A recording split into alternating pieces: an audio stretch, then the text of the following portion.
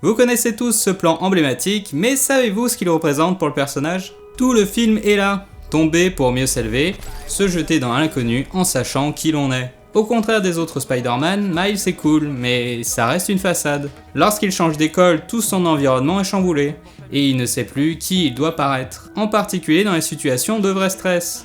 Pourquoi tu transpires comme ça?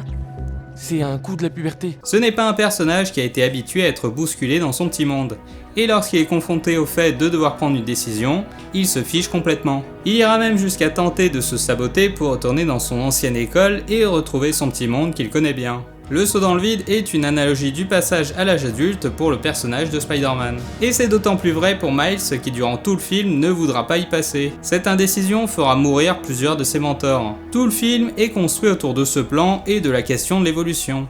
Sommes-nous condamnés à ne pas évoluer en reproduisant toujours le même schéma, ce qui s'applique à Miles mais aussi au Caïd? Vanessa, Richard.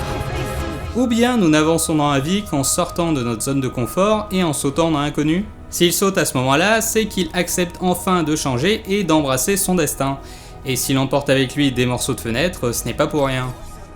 Déjà car il faut avoir une énorme confiance en soi et en ses pouvoirs, ce qui peut se comprendre, mais ça montre aussi qu'il reste attaché à sa vie d'avant. Forcément, les changements ne se font pas en un claquement de doigts. Tout est question d'étapes, comme pour son costume où il ne l'enfile qu'au bout d'1 heure de film. Maintenant qu'il a le costume, qu'il a l'envie de tester des choses, qu'il n'est plus autant accroché à sa vie idyllique d'avant, il peut enfin sauter dans le vide et se faire confiance.